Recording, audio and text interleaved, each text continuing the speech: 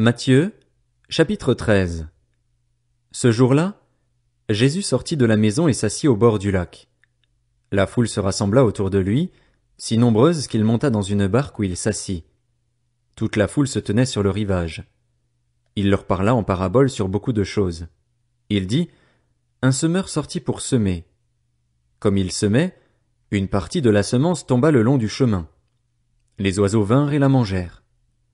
Une autre partie tomba dans un sol pierreux où elle n'avait pas beaucoup de terre. Elle leva aussitôt, parce qu'elle ne trouva pas un terrain profond, mais quand le soleil parut, elle fut brûlée et sécha, faute de racines. Une autre partie tomba parmi les ronces. Les ronces poussèrent et l'étouffèrent. Une autre partie tomba dans la bonne terre. Elle donna du fruit avec un rapport de 100, 60 ou 30 pour un. Que celui qui a des oreilles, pour entendre, entende. Les disciples s'approchèrent et lui dirent, « Pourquoi leur parles-tu en parabole ?» Jésus leur répondit, « Parce qu'il vous a été donné, à vous, de connaître les mystères du royaume des cieux, mais qu'à eux cela n'a pas été donné. En effet, on donnera à celui qui a, et il sera dans l'abondance, mais à celui qui n'a pas on enlèvera même ce qu'il a. C'est pourquoi je leur parle en parabole, parce qu'en voyant ils ne voient pas, et qu'en entendant ils n'entendent pas et ne comprennent pas. Pour eux s'accomplit cette prophétie d'Ésaïe. Vous aurez beau entendre, vous ne comprendrez pas, vous aurez beau regarder, vous ne verrez pas. En effet, le cœur de ce peuple est devenu insensible. Ils se sont bouchés les oreilles et ils ont fermé les yeux de peur que leurs yeux ne voient, que leurs oreilles n'entendent, que leur cœur ne comprenne, qu'ils ne se convertissent et que je ne les guérisse. Mais heureux sont vos yeux parce qu'ils voient, et vos oreilles parce qu'elles entendent. Je vous le dis en vérité, beaucoup de prophètes et de justes ont désiré voir ce que vous voyez et ne l'ont pas vu, entendre ce que vous entendez et ne l'ont pas entendu. Vous donc, écoutez ce que signifie la parabole du semeur. Lorsqu'un homme entend la parole du royaume et ne la comprend pas, le mauvais vient et enlève ce qui a été semé dans son cœur. Cet homme est celui qui a reçu la semence le long du chemin. Celui qui a reçu la semence dans le sol pierreux, c'est celui qui entend la parole et l'accepte aussitôt avec joie. Mais il n'a pas de racine en lui-même. Il est l'homme d'un moment et, dès que surviennent les difficultés ou la persécution à cause de la parole, il trébuche. Celui qui a reçu la semence parmi les ronces, c'est celui qui entend la parole, mais les préoccupations de ce monde et l'attrait trompeur des richesses étouffent cette parole et la rendent infructueuse. Celui qui a reçu la semence dans la bonne terre, c'est celui qui entend la parole et la comprend. Il porte du fruit avec un rapport de 100, 60 ou 30 pour un. Il leur proposa une autre parabole. Le royaume des cieux ressemble à un homme qui avait semé une bonne semence dans son champ. Mais, pendant que les gens dormaient, son ennemi vint, sema de la mauvaise herbe parmi le blé et s'en alla. Lorsque le blé eut poussé et donné du fruit, la mauvaise herbe apparut aussi. Les serviteurs du maître de la maison vinrent lui dire, « Seigneur, n'as-tu pas semé une bonne semence dans ton champ? Comment se fait-il donc qu'il y ait de la mauvaise herbe ?» Il leur répondit, « C'est un ennemi qui a fait cela. » Les serviteurs lui dirent, « Veux-tu que nous allions l'arracher ?» Non, dit-il, de peur qu'en arrachant la mauvaise herbe, vous ne déraciniez en même temps le blé. Laissez l'un et l'autre pousser ensemble jusqu'à la moisson et, au moment de la moisson, je dirai au moissonneur, arrachez d'abord la mauvaise herbe et liez-la en gerbe pour la brûler, mais amassez le blé dans mon grenier. Il leur proposa une autre parabole. Le royaume des cieux ressemble à une graine de moutarde qu'un homme a prise et semée dans son champ. C'est la plus petite de toutes les semences, mais quand elle a poussé, elle est plus grande que les légumes et devient un arbre, de sorte que les oiseaux du ciel viennent habiter dans ses branches.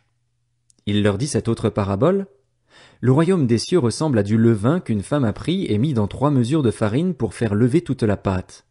Jésus dit toutes ces choses en parabole à la foule, et il ne lui parlait pas sans parabole afin que s'accomplisse ce que le prophète avait annoncé. J'ouvrirai ma bouche pour parler en parabole, je proclamerai des choses cachées depuis la création du monde. Alors Jésus renvoya la foule et entra dans la maison. Ses disciples s'approchèrent de lui en disant, « Explique-nous la parabole de la mauvaise herbe dans le champ. » Il leur répondit, « Celui qui sème la bonne semence, c'est le Fils de l'homme. Le champ, c'est le monde. La bonne semence, ce sont les enfants du royaume. La mauvaise herbe, ce sont les enfants du mal. L'ennemi qui l'a semé, c'est le diable. La moisson, c'est la fin du monde. Les moissonneurs, ce sont les anges. Tout comme on arrache la mauvaise herbe et la jette au feu, on fera de même à la fin du monde. Le Fils de l'homme enverra ses anges. Ils arracheront de son royaume tous les pièges et ceux qui commettent le mal, et ils les jetteront dans la fournaise de feu où il y aura des pleurs et des grincements de dents. Alors les justes resplendiront comme le soleil dans le royaume de leur Père. Que celui qui a des oreilles pour entendre, entende. Le royaume des cieux ressemble encore à un trésor caché dans un champ. L'homme qui l'a trouvé le cache et, dans sa joie, il va vendre tout ce qu'il possède et achète ce champ. Le royaume des cieux ressemble encore à un marchand qui cherche de belles perles. Lorsqu'il a trouvé une perle de grande valeur, il est allé vendre tout ce qu'il possédait et l'a achetée. Le royaume des cieux ressemble encore à un filet jeté dans la mer et qui ramène des poissons de toutes sortes. Quand il est rempli, les pêcheurs le tirent sur le rivage et s'asseyent. Puis ils mettent dans des paniers ce qui est bon et jettent ce qui est mauvais. Il en ira de même à la fin du monde. Les anges viendront séparer les méchants d'avec les justes et les jetteront dans la fournaise de feu, où il y aura des pleurs et des grincements de dents. Jésus leur dit, « Avez-vous compris tout cela » ? « Oui, Seigneur, répondirent-ils. Et il leur dit, « C'est pourquoi tout spécialiste de la loi instruit de ce qui concerne le royaume des cieux ressemble à un maître de maison qui tire de son trésor des choses nouvelles et des choses anciennes. » Lorsque Jésus eut fini de dire ces paraboles, il partit de là. Il se rendit dans sa patrie, et il enseignait dans la synagogue, de sorte que ceux qui l'entendirent étaient étonnés et disaient, « D'où lui viennent cette sagesse et ces miracles? N'est-il pas le fils du charpentier? N'est-ce pas Marie qui est sa mère? Jacques, Joseph, Simon et Jude ne sont-ils pas ses frères? Et ses sœurs ne sont-elles pas toutes parmi nous? D'où lui vient donc tout cela? » Et il représentait un obstacle pour eux.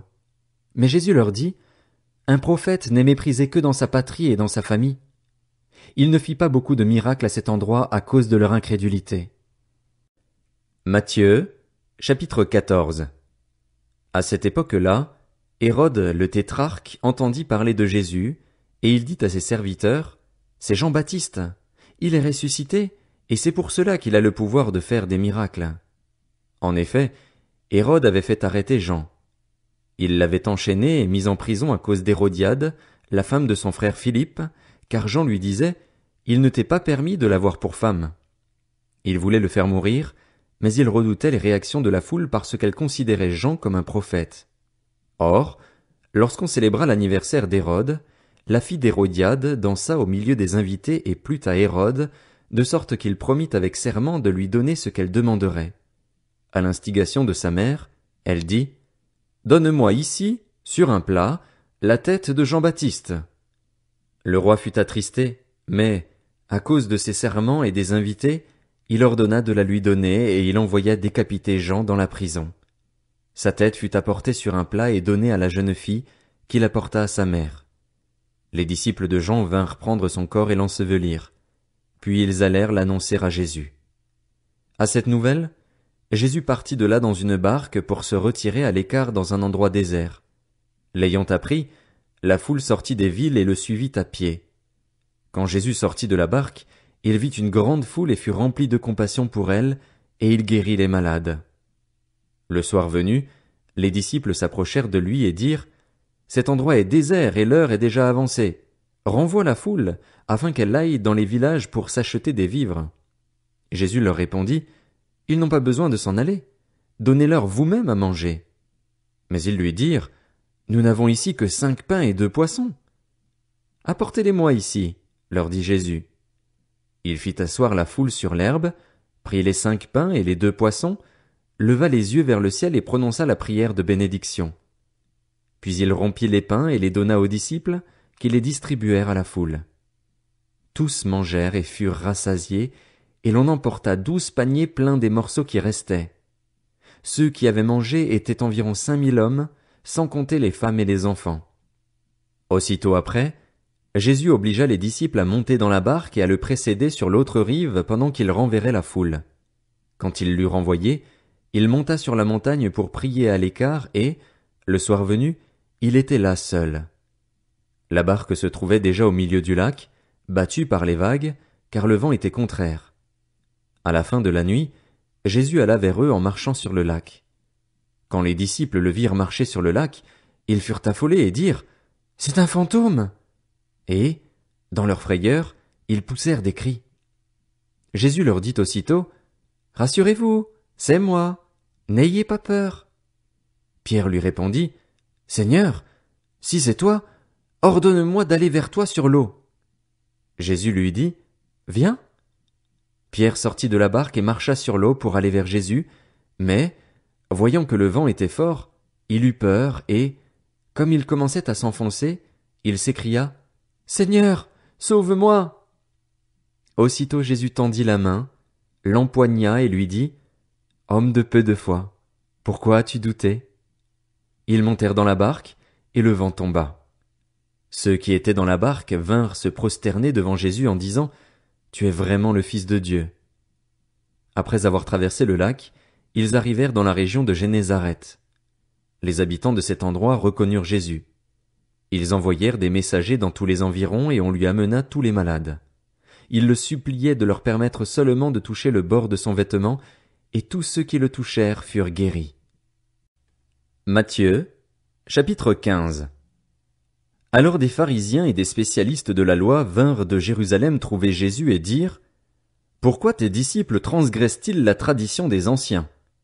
En effet, ils ne se lavent pas les mains quand ils prennent leur repas. » Il leur répondit « Et vous, pourquoi transgressez-vous le commandement de Dieu au profit de votre tradition ? En effet, Dieu a dit « Honore ton père et ta mère et celui qui maudira son père ou sa mère sera puni de mort.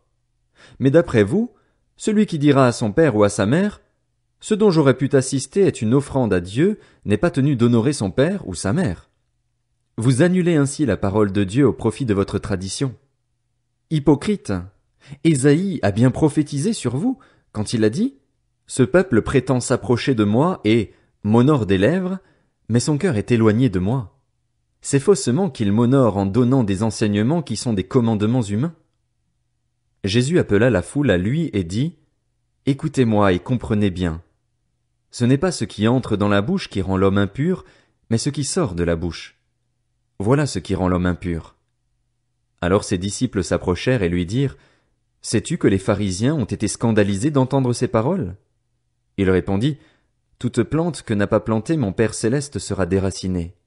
Laissez-les. Ce sont des aveugles qui conduisent des aveugles.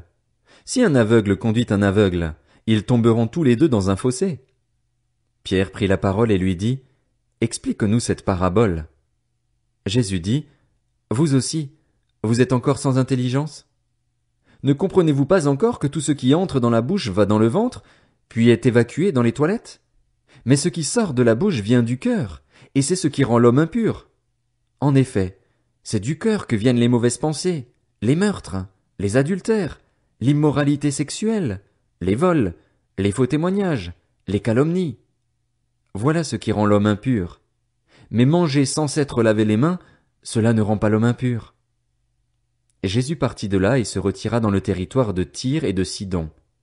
Alors une femme cananéenne qui venait de cette région lui cria « Aie pitié de moi, Seigneur, fils de David! Ma fille est cruellement tourmentée par un démon. » Il ne lui répondit pas un mot. Ses disciples s'approchèrent et lui demandèrent « Renvoie-la, car elle crie derrière nous. » Il répondit « Je n'ai été envoyé qu'aux brebis perdues de la communauté d'Israël. » Mais elle vint se prosterner devant lui et dit « Seigneur, secours-moi. » Il répondit « Il n'est pas bien de prendre le pain des enfants et de le jeter aux petits chiens. »« Oui, Seigneur, dit-elle, mais les petits chiens mangent les miettes qui tombent de la table de leur maître. » Alors Jésus lui dit « Femme, ta foi est grande, sois traitée conformément à ton désir. » À partir de ce moment, sa fille fut guérie. Jésus quitta cet endroit et vint sur les bords du lac de Galilée. Il monta sur la montagne et s'y assit. Une grande foule s'approcha de lui. Il y avait parmi eux des boiteux, des aveugles, des muets, des estropiés et beaucoup d'autres malades. On les amena aux pieds de Jésus et il les guérit, de sorte que la foule était émerveillée de voir les muets parler, les estropiés être guéris, les boiteux marcher, les aveugles voir, et elle célébrait la gloire du Dieu d'Israël. Jésus appela ses disciples et leur dit « Je suis rempli de compassion pour cette foule, car voilà 3 jours qu'ils sont près de moi et ils n'ont rien à manger. Je ne veux pas les renvoyer à jeun, de peur que les forces ne leur manquent en chemin. » Les disciples lui dirent, « Comment nous procurer dans cet endroit désert assez de pain pour rassasier une si grande foule? » Jésus leur demanda, « Combien avez-vous de pain? » 7, répondirent-ils, et quelques petits poissons. Alors il fit asseoir la foule par terre, prit les 7 pains et les poissons, et, après avoir remercié Dieu, il les rompit et les donna à ses disciples, qui les distribuèrent à la foule. Tous mangèrent et furent rassasiés, et l'on emporta 7 corbeilles pleines des morceaux qui restaient. Ceux qui avaient mangé étaient 4000 hommes, sans compter les femmes et les enfants. Ensuite, il renvoya la foule, monta dans la barque et se rendit dans la région de Magdala.